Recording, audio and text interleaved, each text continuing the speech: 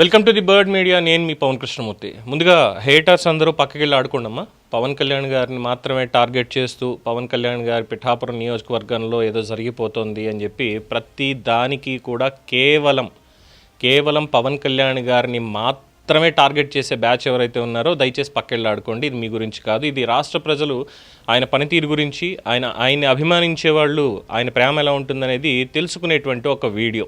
కొంతమంది భజన అంటారు ఆయన గురించి మాట్లాడుతుంటే. ఇది భజన కాదండి, ఆయన చేసినటువంటి పనుల్ని మేబీ ఆయన చెప్పుకోలేకపోవచ్చు, లేదంటే మిగతా వాళ్ళు చెప్పేకంటి క్రమంలో కాస్త తడబడుతూ ఉండొచ్చు. అందుకని చెప్పి ఆయన చేసిన మంచి గురించి మాట్లాడదాం. అఫ్కోర్స్ లోపాలు ఉన్న చోట ఎప్పటికప్పుడు ఎత్తి చూపుతూనే ఉన్నాం. ఆయన కూడా చాలా గౌరవంగా వాటిని రిసీవ్ చేసుకుంటున్నారు. వాటిని ఎలా ముందుకు తీసుకెళ్తారనేది తర్వాత మాట్లాడుకుందాం. ముందుగా మన జరిగినటువంటి పేరెంట్స్ అండ్ టీచర్స్ మీటింగ్కి సంబంధించి పవన్ కళ్యాణ్ గారు ఇచ్చినటువంటి ఒక హామీ ఏంటి అనేది ఈ వీడియోలో ఒకసారి చూద్దాం. జాస్మిన్ ఇందాక చెప్తుంది ఏంటంటే, మాకు స్కూల్కి గ్రౌండ్ సరిపోవట్లేదు, గ్రౌండ్ లేదు అసలు. ఇంతమంది పిల్లలకి దాదాపు 1600 మంది ఉండేవాళ్ళు. పుల్లారావు గారు చెప్తే ఇప్పుడు 800 మంది పిల్లలు ఉన్నారు, 800 పైచులకే ఉన్నారని చెప్తా ఉంటే అసలు ఇంతమంది పిల్లలు ఆడుకోవడానికి స్థలం లేదు, సరిపోదు. అలాగే లైబ్రరీ చూసాను. సో దీనికి నేను ఎడ్యుకేషన్ మన రంజిత్ భాషా గారిని కూడా నేను రిక్వెస్ట్ ఏంటంటే, దీనికి సంబంధించిన ప్లే గ్రౌండ్కి ఏదన్నా పాసిబిలిటీస్ అని ఎక్స్ప్లోర్ చేయవలసిందిగా కోరుకుంటా ఉన్నాను. అలాగే ఇందాక మన కలెక్టర్ గారు మాట్లాడుతూ ఇందాక లైబ్రరీ చూశాను. లైబ్రరీ చూస్తే చిన్న లైబ్రరీ ఉంది, దానికి బీరువాలన్నీ ఉన్నాయి, కానీ లోపల పుస్తకాలు అంటే ఇన్ని వందల మంది విద్యార్థులకు సంబంధించిన పుస్తకాలు లేవని అనిపించింది. అలాగే కంప్యూటర్స్ చూస్తే ఎలా నేర్చుకున్నారంటే ఒక 10 కంప్యూటర్స్ ఉన్నాయి. వాటికంటే నేను నా వైపు నుంచి నేను మీకు ఒక ఫుల్ లైబ్రరీ మీకు డొనేట్ చేస్తాను. అందుకని నేను నా సైడ్ నుంచి మీ లైబ్రరీని నేను ఈ స్కూల్ని నడిపితే ఎలా ఉంటుందో అలాంటి లైబ్రరీ మీకు నేను మంచి పుస్తకాలు పంపిస్తాను. మీకు అది ఇంగ్లీషు, అలాగే మీకు 3 భాషలు వచ్చు. మీకు ఆ 3 భాషలకు సంబంధించి మీకు ఒక హిందీలో మీకు ఒక రామ్ధారీ సింగ్ దినకర్ లాంటి ఒక గొప్ప రాష్ట్ర కవిని మీకు చదివేలాగా ఒక హిందీ పుస్తకాలు, తెలుగు పుస్తకాలు, మంచి ఇంగ్లీష్ పుస్తకాలు, ఇవన్నీ నేను మీకు సెలెక్ట్ చేసి దాదాపు నాకు బడ్జెట్ తెలియదు కానీ అంటే మీ లైబ్రరీ నిండిపోయేంత పుస్తకాలను కొత్త బీరువాలు కూడా పంపిస్తున్నాను. అలాగే కంప్యూటర్స్ ఇందాక శుక్లా గారు చెప్తా ఉంటున్నారు, madam Kritika Shuklaji, just 10 computers ఉన్నాయంటే నేను నా సైడ్ నుంచి మీకు ఒక 25 కంప్యూటర్స్ నేను మన స్కూల్కి పంపిస్తాను. ఆ రోజు పేరెంట్స్ అండ్ టీచర్స్ మీటింగ్లో అక్కడ ఉన్నటువంటి స్టూడెంట్స్కి ఆ పాఠశాలకు సంబంధించి ఆయన పంచాయతీరాజ్ శాఖ మంత్రిగాను, అటవీ శాఖ మంత్రిగాను, లేదంటే ఇతరత్ర ఆయనకు ఉన్నటువంటి శాఖలు, అలాగే డిప్యూటీ సీఎం ఆఫ్ ఆంధ్రప్రదేశ్ హోదాలోనూ ఆయన హామీలు ఇవ్వలేదు. ఆయన ఇచ్చినటువంటి హామీలు ప్రభుత్వ పరంగా ఉన్నవి తర్వాత డిస్కస్ చేసుకోవచ్చు, చేశారా లేదా అన్నటువంటి దాని మీద. బట్ పవన్ కళ్యాణ్ అని నేను మీకు వ్యక్తిగతంగా నా సొంత నిధుల నుంచి మీకు ఒక మంచి లైబ్రరీని ఇస్తానమ్మా. మీకు ఇక్కడ 3 భాషలు తెలుసున్నటువంటి వాళ్ళు, 3 భాషల్లో మాట్లాడగల వాళ్ళు ఉన్నారు కాబట్టి, అంటే నేర్చుకుంటున్నారు, మీకు 3 భాషలు వచ్చు కాబట్టి నాకు ఇప్పుడు ఇంకా కొంచెం కష్టతరమైన కాస్త ఈజీగానే ఉంటుంది. మీకు చక్కటి సాహిత్యాన్ని, హిందీ సాహిత్యాన్ని, తెలుగు సాహిత్యాన్ని, ఇంగ్లీష్ సాహిత్యాన్ని కూడా మీకు చక్కటి పుస్తకాలని, కంప్యూటర్ ల్యాబ్ని కూడా ఏర్పాటు చేస్తాను అన్నారు deputy CM of Andhra Pradesh Shri Pawan Kalyan గారు. ఇది జరిగి 9 రోజులైంది. నేటి 10వ రోజు హామీ నెరవేరిపోయింది. ఎస్, హామీ నెరవేరిపోయింది. ఆయన సొంత నిధులలోంచి ఇక్కడ చిలకలూరిపేట శారదా జిల్లా పరిషత్ ఉన్నత పాఠశాలలో ఆయన మాట్లాడుతూ లైబ్రరీ చాలా చిన్నగా ఉంది, బీరువాలు అలాగే ఇతరత్ర విద్యార్థులకు సరిపడా పుస్తకాలు ఏమనిపించింది, 10 మాత్రమే కంప్యూటర్స్ ఉన్నాయి, ఇవన్నీ చెప్పారు కదా.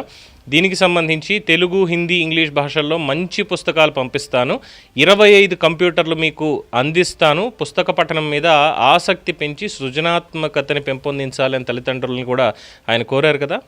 ఇచ్చినటువంటి మాట ప్రకారం 10 రోజుల్లోనే శారదా జిల్లా పరిషత్ ఉన్నత పాఠశాల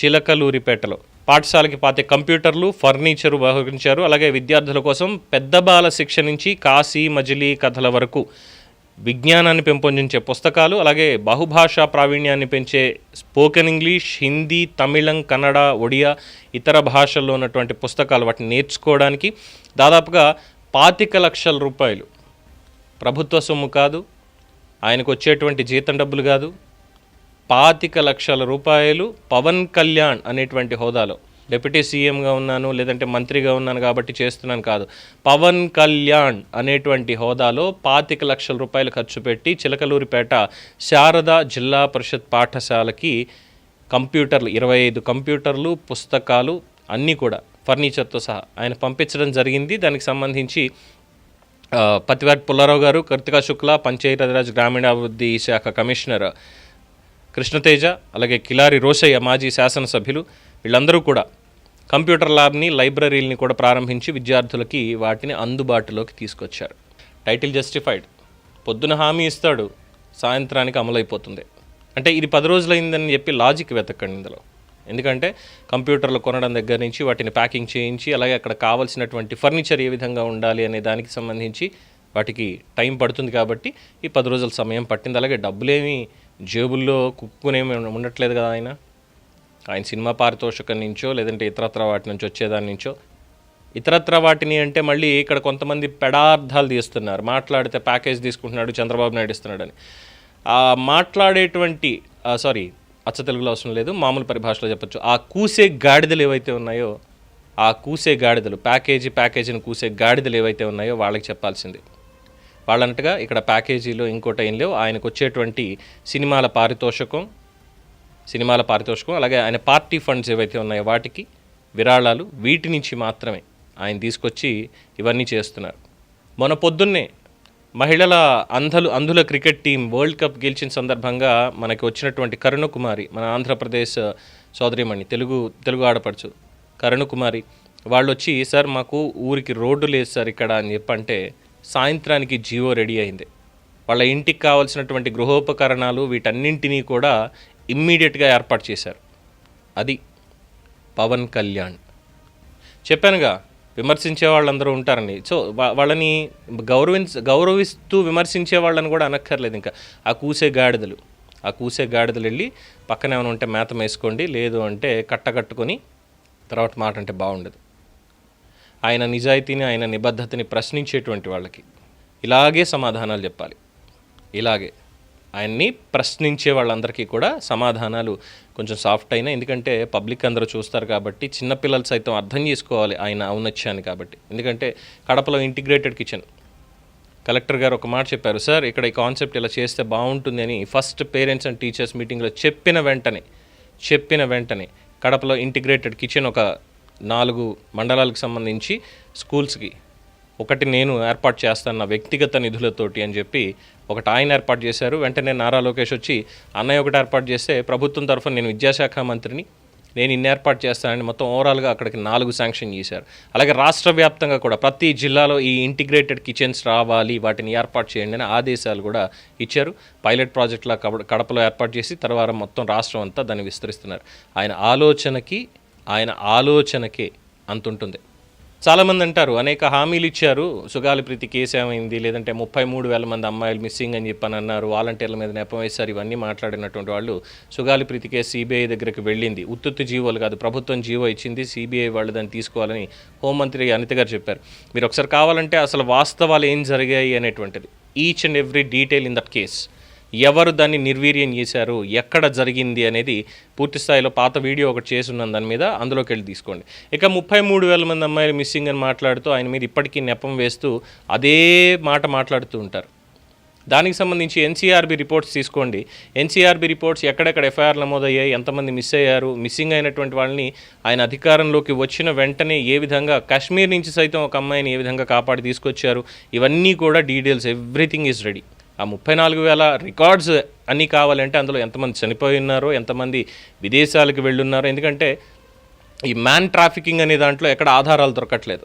ఈవెన్ సెంట్రల్ ఇంటెలిజెన్స్ వాళ్ళు కూడా దాన్ని క్రాక్ చేయలేకపోతున్నారు. ఎందుకంటే చాలామందిని చూస్తున్నాం, వ్యభిచార కూపాల్లో పట్టుబడుతున్నారు ఫలానా దేశాల్లో, ఫలానా చోట, ఇవన్నీ కూడా. అలాగే కొంతమంది అక్రమ వీసాలు ఇంట్లో వాళ్ళకు కూడా చెప్పకుండా విదేశాలకు వెళ్ళిపోతే డబ్బులు సంపాదించవచ్చు అన్నటువంటి వాళ్ళు చాలామంది ఉన్నారు. అలాగే ఒంటరి మహిళలను టార్గెట్ చేసి ఇబ్బందులు పెడితే దానికి సంబంధించిన రికార్డ్స్ కూడా పోలీసుల దగ్గర అవైలబుల్ ఉన్నాయి. ఎన్సీఆర్బీ రికార్డ్స్ చెక్ చేసుకుంటే ఎంతమంది అలా ఇళ్ల నుంచి వెళ్ళిపోయి ఉన్నారు, సినిమాల మీద మోస్తే ఎంతమంది వెళ్ళారు, లేదంటే ఇతరత్ర వ్యవహారాల మీద ఎంతమంది వెళ్ళారు, వీళ్ళందరినీ కూడా వెళ్ళి చెక్ చేసుకుంటే తెలుస్తుంది.